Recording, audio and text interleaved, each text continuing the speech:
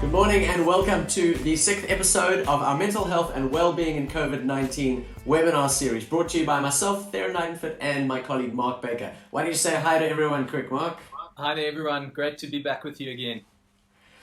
So Mark, today we're going to be looking at the theme of coping like a legend in the stress of COVID-19. So pretty much coping like Mark Baker in the stress of COVID-19. Well, I don't know if you're coping better than I am, but the wheels are falling off here. Anyway, before we dive in and look at that, let's do a bit of a recap. So yesterday we looked at a couple of key concepts and key thoughts. We talked about how decisions are driven by emotions and how it's interesting that so many people don't actually know that. They aren't aware of the importance of emotions in the whole decision-making process. We spoke about how our subconscious comes to every decision that we're making, and so often the things we decide are being influenced and motivated by things in our subconscious that perhaps we're not even aware of. And then we looked at how we can take some daily decisions, small increments that will over the long term build up into a direction for life that can really help us to get to a place of growth or a place where we want to be ultimately, and not just let life happen to us. The key question, of course, that we asked you was, where do you ultimately want to end up? We have repeatedly mentioned in this webinar series that you have power, you have agency, and you can take responsibility of even this question: where do you want to ultimately end up? Okay, Mark, let's dive into this episode today. Episode 6, Coping Like a Legend with the Stress of COVID-19. Our main themes here today are understanding stress as a transaction, how coping strategies can move us towards well-being, and how we can practically and emotionally cope with some of the stress that we are going to be facing over the next, who knows how many weeks it is. So we have a guest that's going to be joining us today, another clinical psychologist. We do love our clinical psychologists, and this guest that's going to be joining, I'm going to introduce him in a little while. So hang tight there, and we will bring him on in the last 10 minutes or so of the webinar. Okay, Mark, why don't you jump us into this first slide, stressful realities. I see you got a lot of numbers here. What's going on? Yeah, I think, Theron, there's so much talk about stress and manage your stress and, well-being and all of that. But I feel like it's a bit difficult to have a conversation around that and take it seriously without actually looking at some of the realities that exist around us. And one of the, a lot of these numbers, as you say, that are here, come from the American Psychological Association with some of the research that they're doing around the world. Another psychologist, Herman, who back in 2009 was really doing international studies on stress. And this is what they found, that 1 in 3 people have some kind of almost clinical struggle with anxiety. In other words, it's anxiety to a degree that seems to be hindering their life. 42% of people have a struggle with insomnia, in other words, struggling to fall asleep at night. And this was primarily due to racing thoughts and stress. And then, the risk for heart disease is 4.5 times more likely for those that are struggling with high stress. So, that's just to give a sense of the fact that when people are under a huge amount of stress, it does have a massive impact.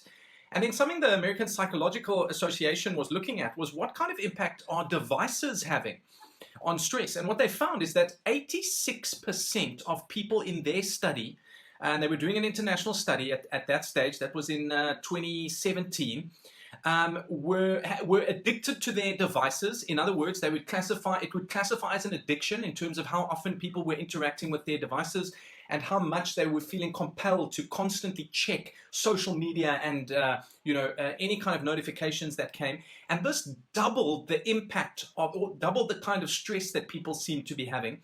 And then what was really amazing is having a look at some other research. And I just want to get this author's name right. This was Kilpatrick and his colleagues in 2013. They did some research on the number of people in African countries that had faced something that would constitute post-traumatic stress disorder. In other words, the kind of event that would typically be considered an event that may lead to post-traumatic stress disorder. And what they found is that up to 89.7% of people had faced one thing, and 30% of their sample had faced 6 of those kinds of incidents in their lives. And so, I looked at this in the context of South Africa, where I am, and I just thought, well, I mean, this is hectic in a South African context. I mean, I'd love to know your thoughts there, and you're a dad, you're a business leader. How does this represent some of your experience of the world? Well, it's so interesting. I'm sure our viewers may have a similar moment of experiencing this as they see the slide. You see numbers like this and you try to plot yourself in the reality there. I mean, the easiest one for me is I definitely go through seasons of being in that 86%. I got to keep reminding myself. In fact, a while back we had a practice we were doing here at home, which we've dropped the ball on a little bit, was that as soon as I got home from work, I'd put my phone at the front door and then not look at it again until the kids had gone to bed. But it's hard to actually remember to keep doing that. So we've gone through times where we've been really good at that, and times where we haven't. But I definitely resonate with that, and it's really interesting to see that doubles the amount of stress, if I'm understanding the slide correctly. The 1 in 3 in anxiety. I mean, as I've mentioned a couple of times, I'm not a psychologist, but I work with psychologists, so I have access to a lot of this kind of information already. But it's been very interesting for me over the last few years to see again and again and again many different people talking about the rise in anxiety, specifically in Western cultures. Anxiety and depression being the 2 biggest workplace, whatever. I don't know what you call it, but the illnesses that actually impact the disabilities in the workplace. I'm definitely in that 42% there right now for insomnia, and I'm hoping to steer away from the heart disease. Anyway, that last one, the 89%, that is heartbreaking, and yeah. So I think this is a very relevant topic of conversation. We are heading into a time. We are in a time. I don't know, 6, 7, 8 days in now, into a time where we are facing different kind of stresses to what we normally do. All right, but it's all great to see numbers like this and talk about, these are the percentages that face stress. But what is stress? Does anyone actually know what stress is? Yeah. Well, I think this is a great question, Theron, because as soon as words get used in multiple different contexts, it can be a little bit confusing what is meant by stress. And so many people would have heard, but a certain amount of stress is really good for you. And what I thought might be helpful would be to have a look at 3 different fields of study that stress is viewed in slightly different ways. And the first one is having a look at stress, which is considered a stimulus. And this comes from the field of engineering, where stress has got to do with the total amount of load or weight that is put onto something. So if you can see that picture there, there's a load, there's a weight, it's on a bar. And of course, when there's been a lot of load, eventually it can bend that bar below its elastic limit, in other words, its ability to bounce back, and it can lead to something called strain. And that is when something has essentially got a kink in it. We'd be familiar with that with any bar that we've bent, or if you've bent one of those old coat hangers, that's the kind of example. And this is the kind of thing that people's view of stress is coming from when they say something like, sure, I'm really under a lot of pressure at the moment, okay? That's the kind of language that would start coming through, but this is very much from an engineering view of stress. Another way of viewing stress comes from, and this is a very famous way of understanding the human body's response to stress, is that it is an internal response. And this is from a guy by the name of Hans Sale back in 1956. He started having a look at this graph that you're seeing on the screen here, which he called the general adaptation syndrome. It was the way the body responded internally to stresses. And so you can see at the beginning there's an alarm. It's called the alarm phase, and the body kind of gets a bit of a shock, but then it recovers and it starts resisting. It starts responding to have resistance. And then if the stress keeps going, there's this kind of reduction all the way down to a phase called the exhaustion phase. And you can see that blue line is homeostasis, where the body would really be in a place of comfort and well-being.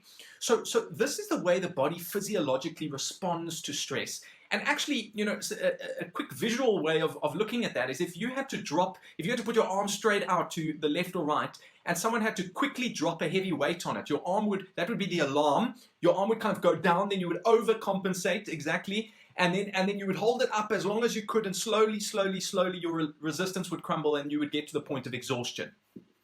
And this is a really helpful way, I think, of understanding, the concept of burnout. Because ultimately, burnout starts existing when there's been too much resistance over a long period of time.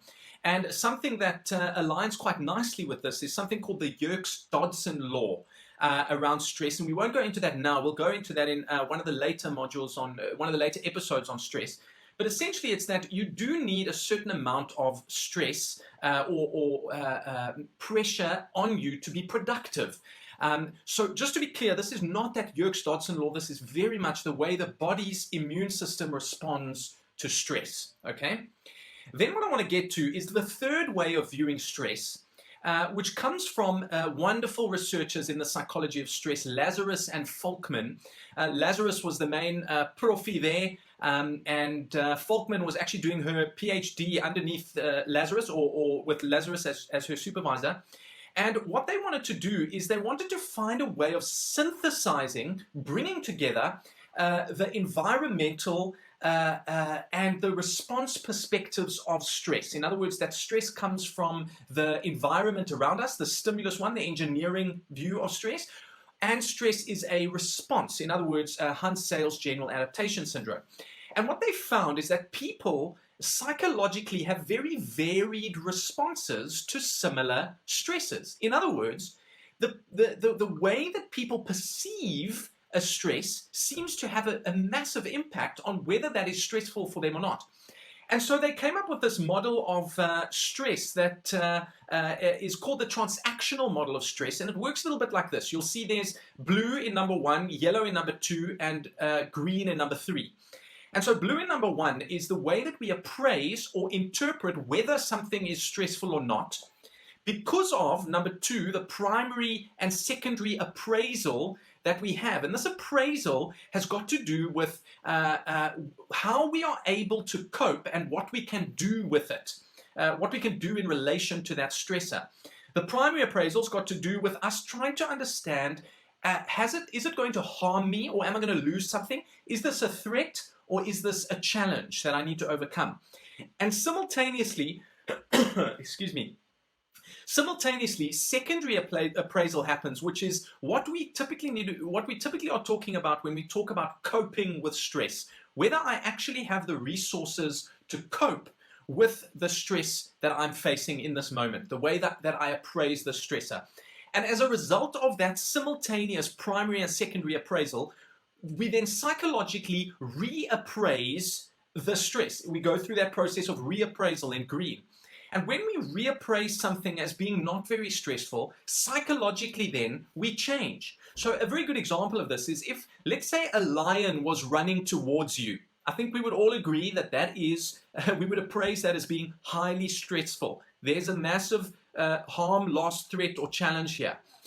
But if we were in the zoo and we could simultaneously see that in secondary appraisal, the way we would cope is that there's this metal railing between us and the lion is 10 meters away and couldn't jump to us, well, then we would, number 3 in green, we would reappraise it as being quite safe. And so we wouldn't need to do anything major to cope with it.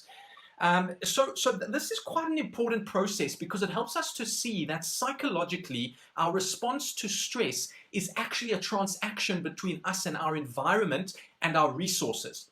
So if we jump on to the next slide, the answer that you were looking for when you asked what is stress is that stress is really simultaneously seen as 3 things. It's a stimulus from an engineering perspective, a response from a physiological perspective, and a transaction from a psychological perspective. And what I think would be most valuable for us in terms of a discussion for some of our listeners in this time of COVID-19 and really trying to achieve a state of well-being is for us to spend time on that transactional model of stress, the psychological model of stress, and to look at the ways of coping that those authors, Lazarus and Folkman, suggested. So if we jump on to the next slide, you'll see that there's really two kind of broad categories of coping. And this was Folkman's great contribution in her PhD work back in 1984, is that she was able to see that psychologically, in terms of this transactional response to stress, there are two ways that we respond, or two ways that we cope. The one on the left is called problem-focused coping. This is when there's a problem heading downhill towards us, and we do something practical, focused directly on solving the problem, okay? On the right-hand side is what she called emotion-focused coping. And this was a whole host of coping strategies that had to do with managing our emotional response to it. And one last thing I want to just mention is that, underneath each of these broad approaches to coping, problem-focused coping or emotion-focused coping, there of course are always going to be what we've mentioned in previous episodes therein, which is adaptive coping strategies that lead to a place of well-being or resolving the stressor, and maladaptive coping strategies, those strategies that really lead to a negative position where the stressor has done some damage on us. So I think those would be helpful categories for us to just consider how we are coping like legends in this time. Theron, what are your thoughts? Yeah, I don't know why that guy's still in the way with the ball that's rolling down the hill. I mean, that seems like a silly way of coping with it. Just get off that slope, get off the roof, whatever it is on. Anyway, yeah. Unless of course his young child was behind him, then it would be maybe that's why he's on the roof instead of he doesn't want it to land on his car. Anyway, okay, so if I just summarize where we've got to, we've looked at 3 different models of stress, just to open up our eyes to the understanding that stress is the concept is used differently in different times and different places, but that in the psychological kind of space, this transactional model of stress and primary and secondary appraisal is probably the most helpful arena or way of thinking about stress. And that it leads us to this understanding of that there are different ways we can respond. You can see on our slide here we've got a smiley face and a upside down smiley face, a frowning face, which represents those 2 different ways of coping. Two different, I guess it's 2 ways of coping that each have 2 different ways. We have the problem-focused coping, but we can do that adaptively, which means positively, or we can do it maladaptively. And of course the call is to do that in a way that is healthy, in a way that's going to lead us down that road of growth. Let me give an example from what you were saying, Theron, about why is the guy standing in the way of the ball? Well, it would make sense if his kid was behind him. So just to talk that through, let's say this ball was rolling down the hill and that person's kid was behind him. It would be a problem focused coping strategy to either try and stop the ball or to try and move the child. Those would both be problem-focused coping strategies. It would also be a problem-focused coping strategy for the guy to just jump out of the way. But of course, that would be a maladaptive coping strategy because the child would get run over. So it still is, there's a whole host of ways of coping that could be problem-focused, some of which would be adaptive, some of which would be maladaptive. And then there's a whole host of ways of emotion-focused coping, some of which are adaptive, like doing, for example, the ABCDE technique that we shared yesterday, if there's emotional load happening on a person for something. And then maladaptive ways of coping with the emotion, for example, trying to mute our emotions by taking drugs or doing something that would help us to suppress or repress our emotions. Yeah. And then of course we haven't explicitly said it, but what I think is really worth saying is that these aren't binaries. We've mentioned a couple of times humans are complicated. The human story is complicated. It's not as if we have to in one moment choose, am I going to do a problem-focused coping approach to this problem, or am I going to go... It can all happen at the same time, and I'm sure it often does. Okay, now it's been really interesting listening to you, Mark, and of course you always wax lyrical as an authority on these things, but we actually do have an authority that's joining us today. As I mentioned before, clinical psychologist, author of the book ABC of Stress, Leon, I'm going to get this wrong, Leon Grove, spelled Grove. Are you online? Can you hear us, Leon? Are you there? Hi, Mark. Hi, yeah, thank you very Good much. to have you today. Did I say your name Here. right? Groevier, hey? Yeah, he did tell me earlier that people call him Dr. Groovy. Dr. Groovy is the nickname because it's easier and people don't know how to say his name. So feel free to call him that. As I said, he's author of the book ABC of Stress. He's practiced for 43 years as a psychologist and he specializes in stress and dealing with stress in communication and coaching. So if I'm understanding you correctly, Dr. Groovy, very relational slant on stress. It's been the bulk of your practice. Is that correct? Definitely, yeah. Just trying to see how to cope yourself rather than rely on other people. Okay.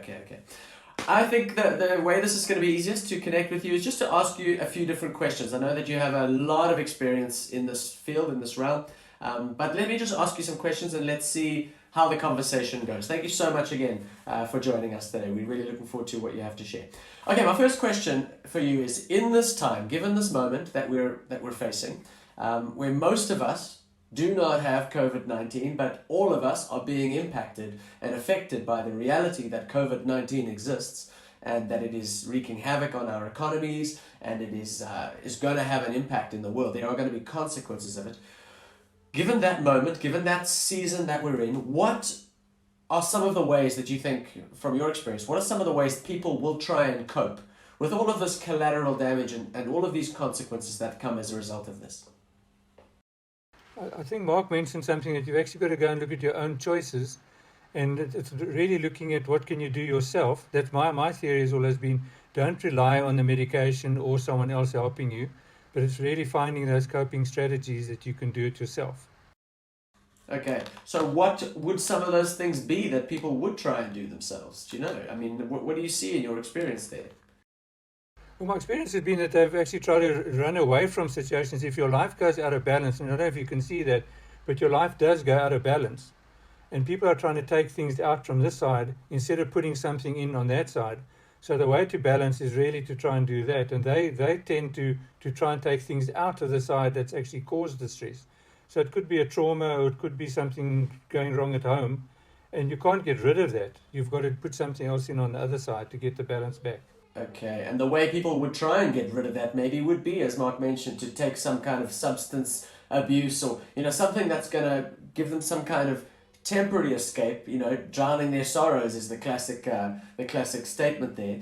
That would be an example of really just trying to get rid of the stress by adding some kind of maladaptive thing. What would be some adaptive ways of adding something to your life? Well, the adaptive thing, I think you might have touched on it yesterday, is really doing something on a daily, deliberate activities where you're really doing something. It's so easy to do, but also so easy not to do. And that's where one can then start looking at things to do daily. My sort of thing would always be to do some type of exercise. So I'd look at my metabolism, how I'm eating, how I'm exercising. Doing that one's so easy to do it, but it's also so easy not to do. Yeah, we do often hear that there's a relationship between our actual physical health and the psychological stress that we have. As I was doing some research on you and your work leading up to this webinar, I noticed that there were three things that you deal with: metabolism, memory, and I think it was meaning. Three M's that you said are things that you can really invest into to help you in the moment. Can we look at those one at a time? Speak to me about metabolism. What kind of food should we be avoiding? What kind of food should we be eating that could really just help us physically with the moment of stress? Look, there are a lot of things that you can look at, and the foods that actually support your body would be, if you're looking at your fruit, your a lot of vitamins. But my daughter actually says to me one day, eat from the tree and not from the factory. And people are so tempted to go and buy a box of something and then stick it in the microwave. And if you could actually try and find something which is really fresh and wholesome as possible. So the things, for instance, that you would avoid would be the higher fat foods. In the olden days, they were talking about, the listeriosis. And then people said, no, that's a lot of rubbish. And then people suddenly found, no, but you can't have processed food. So you've got to try and avoid coffee. I know that's something. Coffee is really nice, but I've always said, have 2 glasses of water and then go and drink your coffee. So you've actually got your stomach lined with water, and then if you drink the coffee, you can enjoy that. Sugar is very bad for you. Yeah, Mark, you didn't have a stat on your stat sheet about how many of us use coffee to try and handle stress, when actually it just makes it No, worse. he mentioned about something about sleep hygiene, and coffee does wake you up. But I mean, it's also coffee is also not so bad for you, but it depends on how much you have it and when's the last cup of coffee that you do. Yeah. Okay. So it sounds like if I summarize the sort of food moment that we're chatting about here is stay away from processed food, stay away from stimulants or too much coffee, things like that, and stick to whole foods and things that are more from the tree and less from the factory. Okay, that's great. That's very, very helpful. Speak to me about the role of memory in this time of dealing with It's stress. actually got two things. I'm talking about memory and memories, because a lot of people, the memories that you're actually creating are things that have happened to you in the past. Forget the past. The past has happened. There's nothing you can do about it. And if you had the analogy of a speedboat with 4 or 2 or 3 lovely motors, there's a lot of turbulence behind the boat, which you can't do anything about. So what you have to do is you can only slow down the boat. You can't stop the boat. But that's what we're trying to find out, is that the people must start not focusing on the future, because I think that's where the COVID-19 is going to, is that they're saying what can happen. They're focusing on all these false evidences appearing real, all these fears of what's going to happen and what could happen. All the research that I've been through and what we try and teach to people is more the sort of mindfulness, living in today, staying in the now, and then even creating memories for yourself every single day. So if you see that beautiful sunset, stop your car, take the photo, and store it. If you see your daughter or your son doing something funny at home, especially nowadays, there's going to be lots of funny things happening, is try and trap those memories. And then also the other side is the memories. If you're looking at your memory loss, so as we get older, we're going to find that our memories will start losing memory. But you can enhance that by taking some really good minerals, some vitamin Bs, omega-3s, magnesium, calciums, really something which is natural rather than the eating out of the factory. Yeah. It's actually quite a ripe moment to create memories. If I think about, if I project myself into the future and think, how will I look back at this time? It's we've been forced to use our imaginations to come up with cool things. I know that my mother-in-law, who lives here on the property with us, she's been doing a lot of baking, and that's amazing. So it's not going to help my weight this time, but maybe I'm going to look back at this time as being a time that smelled like fresh bread and cookies all the time, which is going to be great, and different traditions that you can do with your family. And my brother and sister, they're 2 different families. They're playing a lot of board games during this time as a family, and that's going to become a really great memory that they're going to be able to save up. That's pretty much all If you take the metabolism, that's So- actually movement. You actually got to start looking into your body. But you also got to Yes. go and see, is there something that you can do about it?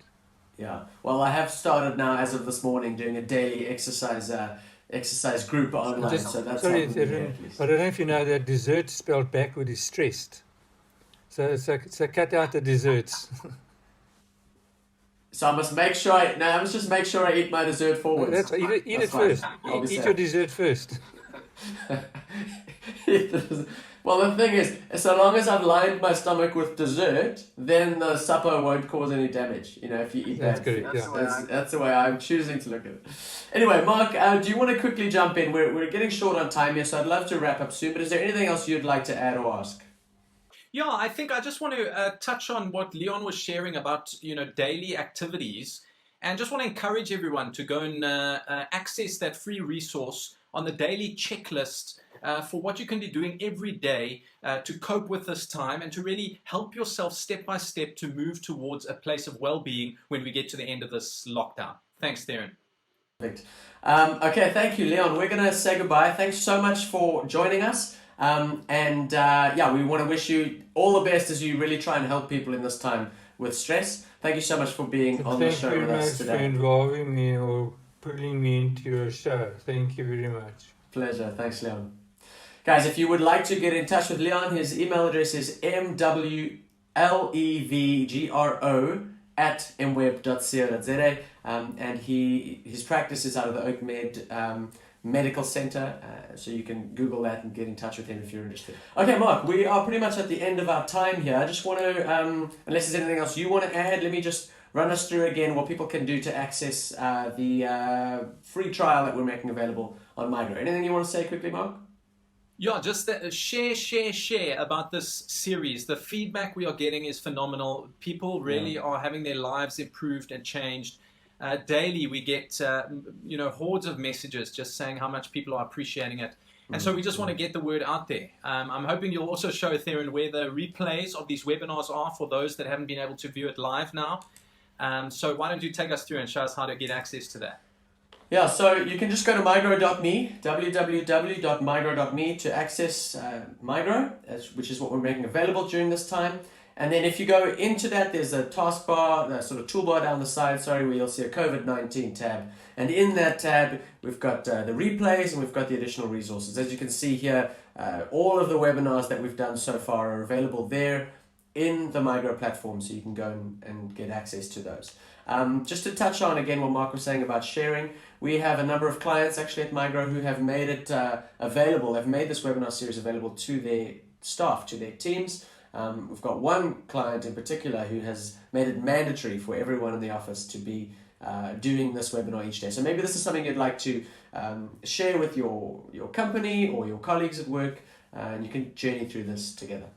Great, well that's it from us. Thank you so much again for being part of this, for being with us today. You may be alone at home, you may be with others in this time, but we're all in this together. And if we really just lean forward and try to take this thing by the horns and treat it in a way that is going to help us grow and get down that direction, down that road to where we want to get to ultimately in life, then this season can be a time that we're not going to look back on with bad memories. It's going to be something that perhaps is a moment where we've realized a change in direction or an acceleration in our own personal development. Thank you very much for being with us. We will see you in the next webinar. Cheers.